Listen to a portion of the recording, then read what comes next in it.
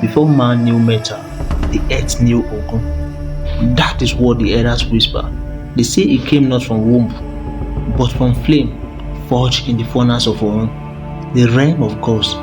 Ready to walk, he struck the ground with his iron staff, and the ground moved. When Ogun descended to earth, the trees bowed, the rocks cracked, and the river turned red for 7 days, because where Ogun goes, blood follows. Long before king ruled kingdoms, Ogun ruled war not with species, but with steel. It was not man, it was not God, it was something between, and worse than both.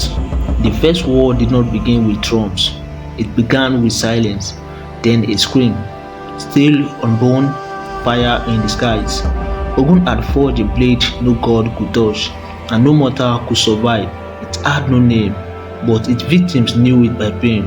When the Orisha clashed over who would rule the earth, Ogun didn't argue. He split the earth in two, god and spirits and men alike, his blade singing louder than any prayer. They begged him to stop, but Ogun never stops until his weapon cools, and the only thing that cools it is blood. Before Ogun, men were bound by fear, by silence, by slavery. But Ogun brought fire to the forge, and from fire gave them tools. Tools to build, tools to break, tools to fight.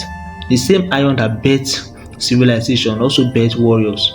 He taught blacksmiths to chant to their metal, to speak to the spirit before striking. Every swing of a hammer was a prayer, every finished blade a sacrifice. But Ogun was not gentle. He gave freedom to those who earned it, and chains to those who didn't.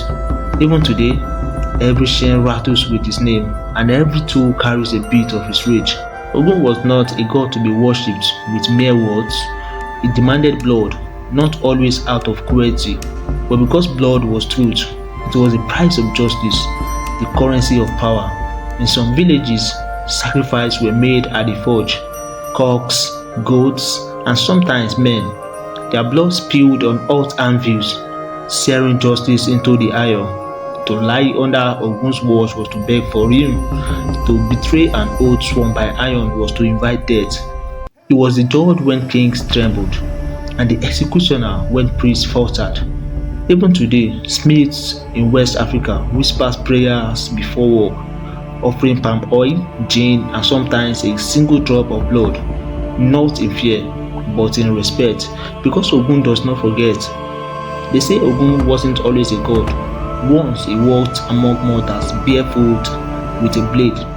He led hunters through haunted forests, carved roads where none existed, and tamed rivers by splitting stones. But it was war that revealed his divinity. In the darkest days of tribal strife, when enemies surrounded his people, Ogun stepped forward, not with chants, but with an iron scream. His blade did not dull, his breath became smoke, and as bodies fell, the earth shook with his fury. When the battle ended, Ogun vanished into the forest, but not as a man. He returned as a god born in battle and baptized in blood. You would think Ogun stories ended with the swords, but no, he never left. Every time metal strikes metal, every time a machine roars to life, Ogun breathes again. In Lagos scriptures, weathers whisper his name. In Eden villages, blacksmiths leaves offerings before hammering steel. Even now, soldiers invoking before battle, trusting that his fire will guide their bullets. Ogun evolved from war god to guardian of progress, from forest spirit to digital age deity. But one thing never changed. He still walks with blood.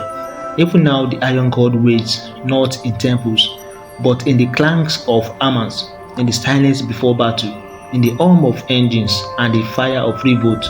Ogun is not a might, he is a warning that power once awakened always leaves a trail of blood. And as long as men build, destroy, and rebuild, Ogun will never rest.